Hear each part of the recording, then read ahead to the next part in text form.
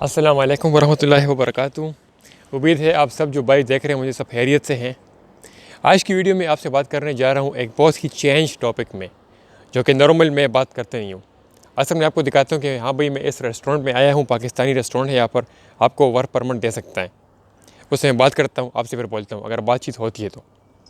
لیکن آج کی ویڈیو میں آپ لوگوں کو میں یہ بتاؤں گا کہ آپ لوگ کس طرح یو کے، آپ نے تمنیل دیکھ لیا، یو کے، اسکاٹ لینڈ ان جنرل، یہاں پر آپ کیسے آ سکتے ہیں ورک ویزے کے حوالے سے۔ اب یو کے آنے کے لیے کافی زیادہ ورک ویزوں کی ٹائپس ہیں۔ سنگل ٹائپ ورک پرمٹ بھی ہے، انڈیویجول ورک پرمٹ بھی ہے، انٹرپرینور ورک پرمٹ بھی ہے، سیلف امپلائمنٹ ورک ویزا بھی ہوتا ہے، مختلف قسم تھے۔ لیکن جس ویزے کی بات کر رہا ہوں میں آج آپ لوگوں سے، وہ ہے کیئر ٹیکر ورک ویزا۔ اب دیکھیں بھائی، اب مسئلہ کیا ہے، مسئلہ آپ سمجھنے کی ضرورت ہے یہاں پر۔ اب یو کے میں especially Scott land, northern Ireland, یہ ساری یو کے پارٹس ہیں نا، جانتے ہیں آپ۔ تو ان میں جو بوڑھے لوگ ہیں ان کی تعداد کافی زیادہ ہو گئی ہے، پہلے سے زیادہ ہے، اب زیادہ ہوتی جا رہی ہے۔ اور جو ینگ جنریشن ہے وہ کم ہی ہے، کیونکہ یہ لوگ بچے پیدا نہیں کرتے، صاف بات ہے بھائی۔ تو مسئلہ کیا ہو گیا کہ یہ جو اولڈ لوگ ہیں ان کے لیے اولڈ ہومز بنائے گئے ہیں یہاں پر، اور بھی بنائے جا رہے ہیں، دن بدن نئے نئے بلڈنگز بنا رہے ہیں یہ لوگ۔ جس طرح ہم پاکستان میں، ہم لوگ پاکستان، انڈیا، نیپال میں ہم ہاسپٹل بناتے ہیں۔ یہ جو اولڈ ہوم بنتے ہیں یہاں پر، ان میں پھر اولڈ ہوم کے اندر لوگ چاہیے ہوتے ہیں۔ کس لیے؟ ان اولڈ ہوم کے اندر جو بوڑھے لوگ ہوتے ہیں، ان کی خیریت کے لیے، ان کا کھانا پینے کے لیے، ان کے لباس کپڑوں کا بندوبست کرنے کے لیے، وہ جگہ جو ہوتی ہے بلڈنگ، ان کی صفائی کرنے کے لیے، کھانا پکانے کے لیے، یعنی سب کچھ اندر جو ہوتا ہے اس کے لیے لوگ چاہیے ہوتے ہیں، ورکرز چاہیے ہوتے ہیں، لیبر چاہیے ہوتے ہیں، جو کہ یہاں کے جو اپنے لوگ کے، جو کہ یو کے برٹش لوگ جو ہیں، آئرش لوگ جو ہیں، اسکاٹش لوگ جو ہیں، جو کہ یہاں کے اپنے سٹیزنز ہیں، وہ یہ کام نہیں کرتے، کیونکہ انہیں اپنا آپ اچھا لگتا نہیں ہے۔ وہ اپنے آپ کو ایڈوانس سمجھتے ہیں کہ ہاں بھائی میں کوئی بڑا سے بڑا جاب کروں گا۔ لیکن صاف بات یہ ہے بھائی کہ ہمارے لیے، ہم پاکستان، نیپال، انڈیا، بنگلہ دیش جو لوگ ہو گئے، ہمارے لیے تو غنیمت ہی ہوتی ہے نا کہ ہاں بھائی ہمیں جاب مل گئی کوئی یو کے میں، بھائی کیئر ٹیکر کی بھی تو بڑا مزہ ہی مزہ ہے۔ تو اسی لیے میں آپ کو یہ بات کر رہا ہوں، اگر آپ یہ ویزا اپلائی کرتے ہیں تو آپ لوگوں کے لیے اچھی بات ہے، آپ لوگوں کے لیے بہترین بات ہے، کیونکہ آپ اس طرح یو کے میں سیٹل ہو سکتے ہیں۔ کیونکہ یہ ویزا آپ کو ملتا ہے 5 سال کا ملتا ہے، آپ 5 سال تک کیا رہ سکتے ہیں، اس کو پھر ایکسٹینڈ بھی کر سکتے ہیں۔ اور جو ویزا ملتا ہے کتنے ٹائم میں ملتا ہے؟ ویزا آپ کو صرف 3 مہینے کے اندر آپ کو مل جاتا ہے۔ اب بات کرتے ہیں کہ اس ویزے پر خرچہ کتنا آئے گا، کیونکہ یہ ایک امپورٹنٹ بات ہوتی ہے۔ اکثر لوگ پھر کہتے ہیں کامنٹ میں کہ یار آپ نے بتایا نہیں بینک اسٹیٹمنٹ کتنا چاہیے، خرچہ کتنا چاہیے۔ یہ ویزا، کوئی بھی ویزا جو ہوتا ہے وہ فری نہیں ہوتا، لیکن ویزے کا کوئی فکس ریٹ بھی نہیں ہوتا کہ بھائی یہ پیاز ٹماٹر نہیں ہے کہ اس کا فکس ریٹ ہے 5 لاکھ، 10 لاکھ، 15 لاکھ، نہیں۔ یہ جو ویزا ہے، یہ ایمبیسی کی فیس آپ کو دینی پڑے گی۔ یو کے ایمبیسی پاکستان میں ہے، اسلام آباد میں، تو ایمبیسی کی فیس آپ کو دینی پڑے گی۔ وہ کوئی 120-100 یورو کے، یورو نہیں سوری پاؤنڈ، کیونکہ یو کے میں پاؤنڈ چلتا ہے، تو وہ اس حساب سے ہوگی۔ اور باقی آپ کو یہاں پر بینک اسٹیٹمنٹ چاہیے ہے، چاہیے، کیونکہ بینک اسٹیٹمنٹ اس لیے کہ جو امپلائر ہے یو کے کا، جو کہ آپ کو ورک ویزا، جو سیلف کیئر ٹیکر ویزا دے گا، اس کو یہ پتہ ہونا چاہیے، اس کو یہ ثابت کرنا ہے آپ نے کہ ہاں میرے پاس پرسنل سیونگز ہیں، تو وہاں پر آ کے مجھے کوئی اتنا مسئلہ نہیں ہوگا۔ تو یہ سیونگز کے لیے یہ کوئی 10 لاکھ، 20 لاکھ، 15 لاکھ پیسے آپ کے پاس، آپ کے اکاؤنٹ میں ہونے چاہیے۔ اب بات کرتے ہیں آپ کے کون کون سے پوسٹ وہاں پر آپ کام کر سکتے ہیں۔ اسکل جاب بھی مل سکتی ہے آپ کو، اور آپ کو انسکل جاب بھی مل سکتی ہے۔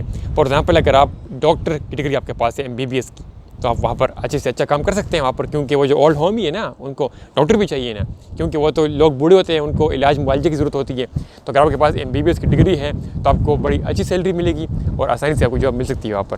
اگر آپ کے پاس نرسنگ کی کوئی ڈپلوما سرٹیفکیٹ آپ کے پاس ہے، آپ نے کیا ہے، وومن یا مین جو بھی ہو گیا، تو تب بھی آپ کو ایزیلی جاب مل سکتی ہے۔ اگر آپ کوئی پروفیشنل اور ہیلتھ ٹیکر کا ڈپلوما آپ نے کیا ہے اپنے ملک میں، تو اس کے بنا پر بھی آپ کو جاب ایزیلی مل سکتی ہے۔ یہ تو ہو گئی بھائی اسکلڈ جابس۔ اب اس کے علاوہ انسکلڈ جاب بھی وہاں پر ہے، کیونکہ بھائی وہ تو اولڈ ہوم ہے، وہاں پر کلیننگ بھی چاہیے، صفائی کرنے والے بھی کوئی چاہیے نا وہاں پر، صفائی کرنے کے لیے بھی آپ کو جاب مل سکتی ہے۔ اس کے لیے کوئی اسکل نہیں چاہیے، ہر بندہ جو ہے وہ صفائی کر سکتے ہیں، جھاڑو دو ہاتھ میں، صفائی کرتے رہو وہاں پر، اور پیسے کماتے رہو۔ اس کے علاوہ باقی وہاں پر کک بھی چاہیے، کیونکہ وہاں پر کھانے پکانے والے بھی کوئی ہونے چاہیے، کھانا پکائے جو بوڑھے لوگ ہیں، جو کہ مریض وہاں پر ہوتے ہیں، ان کے لیے۔ تو اس کے علاوہ وہاں پر یہ سارے اس طرح قسم کے جو میں نے بتایا آپ کو، اس طرح قسم کے لوگ چاہیے وہاں پر۔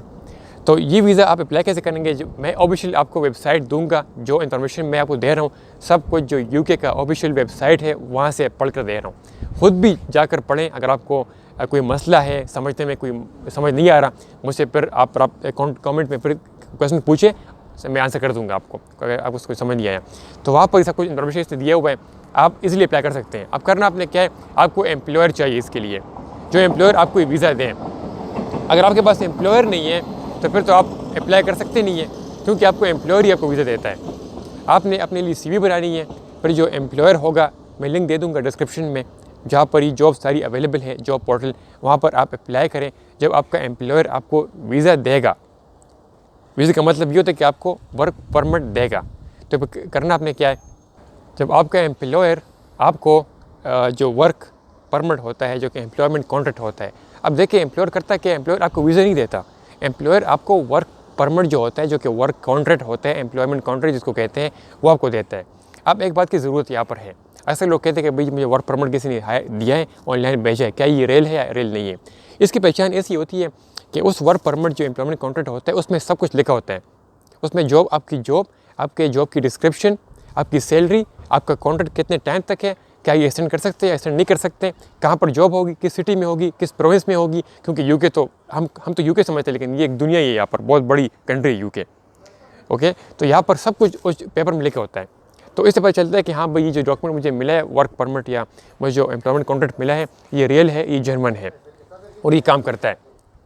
تو وہ جو آپ کو دے گا، اس کے بعد آپ نے کرنا کیا ہوگا، باقی سارے جو آپ کے ڈاکومنٹیشن ہوگی، آپ کا پاسپورٹ ہو گیا، ID کارڈ ہو گیا، آپ کا امپلائمنٹ کانٹریکٹ جو آپ کو بیچا ہوگا اپنے امپلائر نے، ہیلتھ انشورنس ہوگا، اپنے ہیلتھ انشورنس لازم لگانی ہے، ہیلتھ انشورنس بہت زیادہ ضروری ہے اس کے جاب کے لیے، ہر جاب کے لیے ضروری ہوتی ہے، اس کے لیے بھی ضروری ہے، اور آپ کا بینک اسٹیٹمنٹ بھی لگانا ہے، ساتھ میں کچھ شو کرنا ہے، اس طرح پر ٹکٹ بھی لگانی ہے، سارے ڈاکومنٹس آپ نے پھر جمع کر کے لگا دینی ہے، اور جو UK کی ایمبیسی ہے اسلام آباد میں، وہاں پر آپ نے اپوائنٹمنٹ بک کرنی ہے آن لائن۔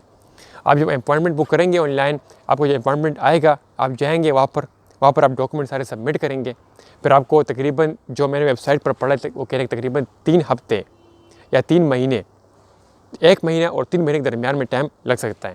اب ڈیپینڈ کرتے ہیں ایمبیسی پر، کبھی کبھار ایمبیسی جو ہوتی ہے وہ اس پر رش ہوتا ہے تو ٹائم زیادہ لیتی ہے، اور کبھی کبھار رش نہیں ہوتا ہے۔ جب میں آ رہا تھا نیدرلینڈز میں تو میں نے ڈاکومنٹ سبمٹ کیے تھے، اور میرے تقریباً 45 دن لگ گئے تھے میرے ویزا اپروول آنے میں، کیونکہ مجھے بہت پریشانی تھی، یار ویزا لگ گیا، لگے گا نہیں لگے گا سب کچھ، لیکن 40 دن کے اندر میرا ویزا لگ گیا تھا نیدرلینڈس کا۔ وہ تو خیر یورپ کی بات کر رہا ہوں میں، اب یہ تو کیونکہ بریگزٹ کے بعد UK اور جو ہے جو یورپ ہے چینج ہو گیا ہے، بدل گیا ہے نا، سپریشن ہو گئی اس میں، تو یہ طریقہ کار ہے میرا بھائی۔